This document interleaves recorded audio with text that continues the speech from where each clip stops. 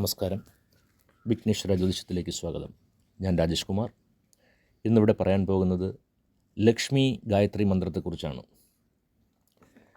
നമ്മൾ ഈ ലക്ഷ്മി ഗായത്രി മന്ത്രം ചൊല്ലിക്കഴിഞ്ഞാൽ നമ്മുടെ ജീവിതത്തിൽ നമുക്ക് ധാരാളം സമ്പത്ത് ആർജിക്കുവാനൊക്കെ സാധിക്കുന്നതാണ്.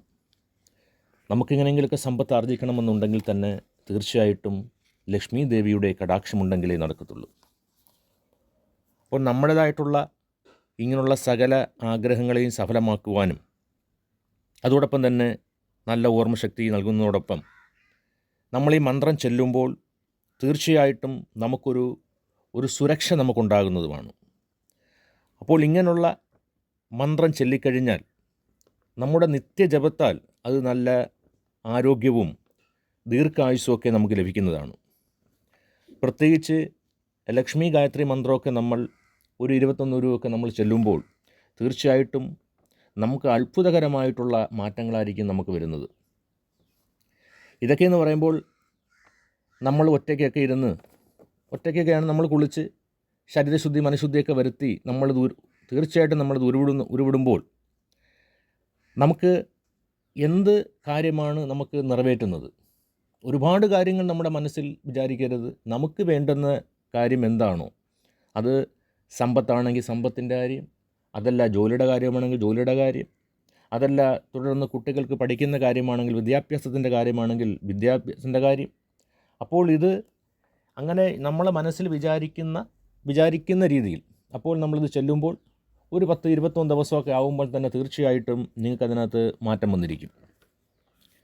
അപ്പോൾ ലക്ഷ്മി ഗായത്രി മന്ത്രം ഞാനിത് ചെല്ലാം. അത് ചെല്ലുമ്പോൾ നിങ്ങൾ അതിൻ്റേതായിട്ടുള്ള അർത്ഥങ്ങളൊക്കെ അറിഞ്ഞ് എന്താണോ അതിൻ്റെ അർത്ഥം, അപ്പോൾ അതൊക്കെ മനസ്സിലാക്കി നിങ്ങളത് ചെല്ലുമ്പോൾ തീർച്ചയായിട്ടും നിങ്ങൾക്കത് മാറ്റം വരും. ഓം മഹാദേവേ ച വിദ്മഹേ വിഷ്ണുപത്നേ ച ധീമഹി തന്നോ ലക്ഷ്മി പ്രചോദയാത്.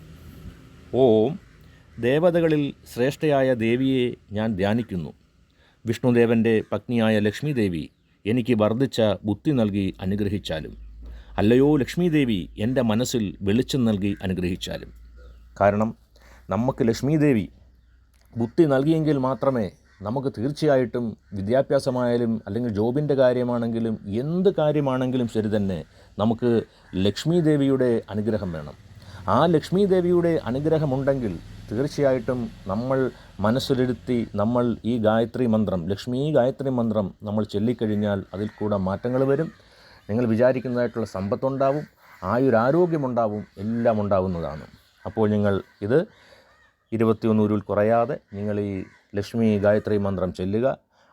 ചെല്ലിയതിന് ശേഷം നിങ്ങൾ ദേവീ ക്ഷേത്ര ദർശനങ്ങളൊക്കെ നടത്തി, മഹാവിഷ്ണു ക്ഷേത്ര ദർശനങ്ങളൊക്കെ നടത്തി, കൃഷ്ണ ഭഗവാനെയൊക്കെ മനസ്സിരുത്തി വിളിച്ച് ഭാഗവതം ചെല്ലുകയോ ഇല്ലെങ്കിൽ ലളിതാ സഹസ്രനാമം ചെല്ലുക. ഇങ്ങനെതായിട്ടുള്ള കാര്യങ്ങളൊക്കെ ചെല്ലുമ്പോൾ നമ്മുടെ ജീവിതം സുരക്ഷിതമാകുന്നതാണ്.